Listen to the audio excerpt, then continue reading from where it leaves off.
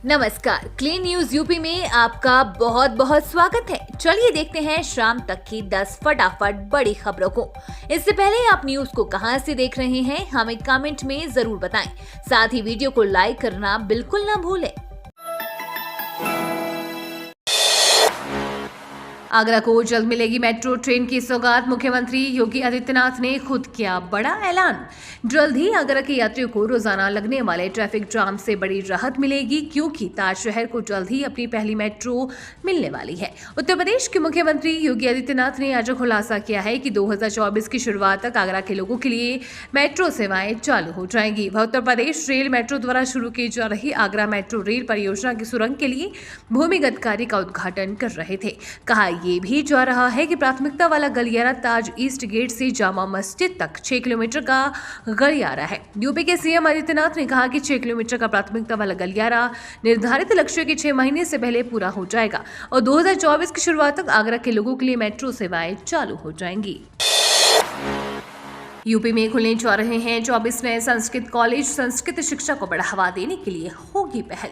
UP में संस्कृत शिक्षा को बढ़ावा देने के लिए प्रदेश सरकार नए संस्कृत कॉलेज खोलने जा रही है। इसके लिए पहल शुरू हो गई है। कुल 24 नए संस्कृत कॉलेज खोलने के लिए माध्यमिक शिक्षा विभाग ने पहल की है। इंटरमीडिएट स्तर के राजकीय विद्यालयों में संस्कृत माध्यम से पढ़ाई होगी। हाल ही में हुई बैठक में यूपी के मुख्यमंत्री सीएम योगी आदित्यनाथ ने नए राजकीय संस्कृत विद्यालय खोलने के निर्देश दिए। संस्कृत शिक्षा को लेकर यूपी सरकार ये बड़ी पहल करने जा रही है। माध्यमिक शिक्षा निदेशक डॉक्टर महेंद्र देव ने जिला विद्यालय निरीक्षकों को पत्र लिखकर कहा है कि अपने जिले में सरकारी संस्कृत विद्यालयों के लिए जमीन चिन्हित करें। इसके बाद विभाग को इसके लिए इरादतन तैयार कर भेजे। बायकॉट बॉलीवुड पर सीएम योगी का तीखा जवाब। उत्तर प्रदेश समेत पूरे देश में पठान फिल्म को लेकर हुआ विवाद किसी से छुपा नहीं है। इसके बाद सीएम योगी आदित्यनाथ के मुंबई दौरे पर फिल्म अभिनेता सुनील शेट्टी की अपील वाला वीडियो भी खूब वायरल हुआ था, जिसके बाद अब सीएम योगी ने बॉलीवुड के खिलाफ बॉयकॉट पर बयान दिया है। इस दौरान उन्होंने फिल्म के डायरेक्टर से भी अपील की है कि बॉयकॉट कल्चर के सवाल पर जवाब देते हुए सीएम योगी ने कहा कि किसी भी कलाकार या साहित्यकार का जिसके पास कोई खास उपलब्धि है तो उसका सम्मान होना चाहिए। शहरों में खाली पड़े मकानों को किराए पर देगी योगी सरकार। योगी आदित्यनाथ सरकार शहरी जरूरतमंदों को किराए पर मकान देने की सुविधा शुरू करने जा रही है।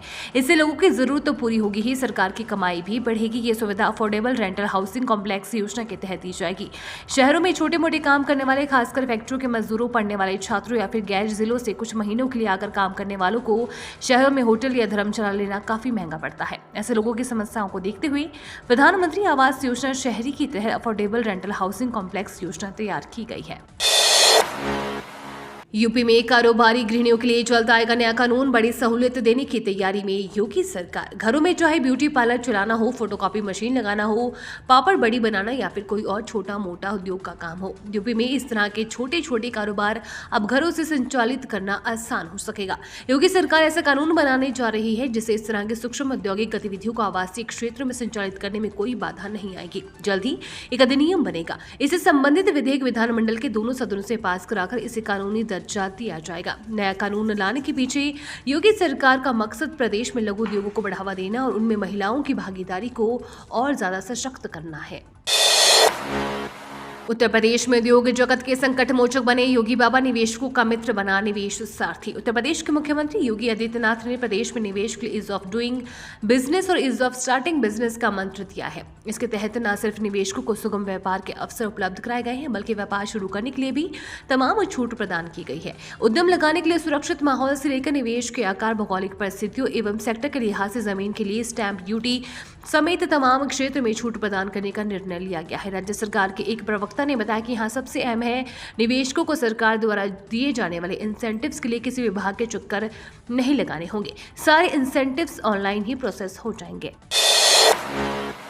बच्चों का भविष्य बना रद्दी, कबाड़ में बेच दी गई सरकारी स्कूल की किताबें। यूपी के बांदा जिले में शिक्षा विभाग के कर्मचारियों का शर्मनाक कारनामा सामने आया है। यहाँ बच्चों के पढ़ने वाली किताबें स्कूल की बजाय कबाड़ी की दुकान में पहुंच गई। उत्तर प्रदेश बेसिक शिक्षा विभाग इस तरह के कारनामों के लिए प्रसिद्ध है।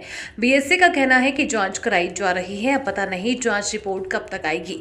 स्थानीय लोगों ने शिक्षा विभाग के अफसरों पर मिलीभगत का आरोप लगाया है। मामला बबेरू कोतवाली के हरदौली गाँव से सामने आया है, जहाँ पुलिस को पेट्रोल पंप के पास कबाड़ की दुकान में प्राथमिक स्कूल की सरकारी किताबें रखी होने की सूचना मिली। तत्काल पुलिस मौके पर पहुंचकर करीब 10 क्विंटल के आसपास किताबें लेकर कोतवाली आ गई। किताबों की कीमत बाजार में लाखों में है, लेकिन महज हजारों में बेच दी गई।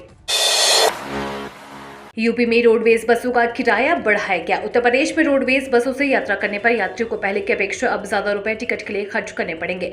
उत्तर प्रदेश परिवहन विभाग ने प्रति किलोमीटर 25 पैसे बढ़ा दिए हैं, जिसे समूचे यूपी में लागू भी कर दिया गया है।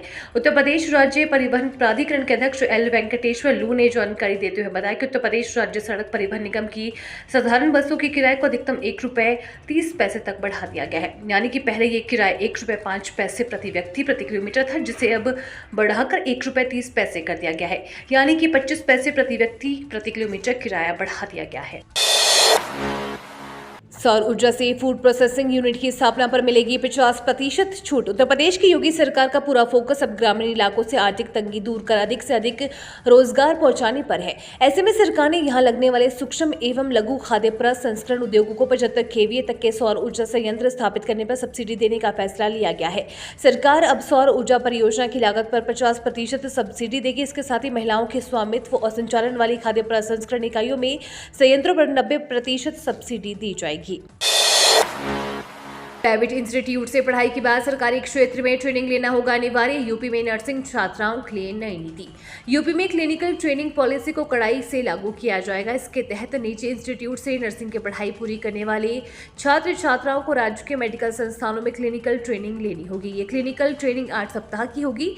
इसमें नर्सिंग छात्र छात्राओं को इमरजेंसी से लेकर medicine, surgery, TB and chest, neuro, ENT, nephrology समेत दूसरे विभागों में ड्यूटी लगाई जाएगी। इससे छात्र छात्राओं को ज्यादातर गंभीर बीमारियों से पीड़ितों के उपचार का तजुर्बा हासिल होगा। रोगी परिजन से बातचीत का दौर तरीका, उपचार व पेशेंट मैनेजमेंट की बारीकियों को सीखने का अवसर मिलेगा। चिकित्सा शिक्षा विभाग पॉलिसी के मुताबिक व्यवस्थाएं करेगा। ये तो थी शाम तक की बड़ी खबरें। रोजाना उत्तर प्रदेश की ताजा खबरों के लिए क्लीन न्यूज यूपी को सब्सक्राइब कर बेल आइकन को दबाना बिल्कुल ना भूलें। धन्यवाद।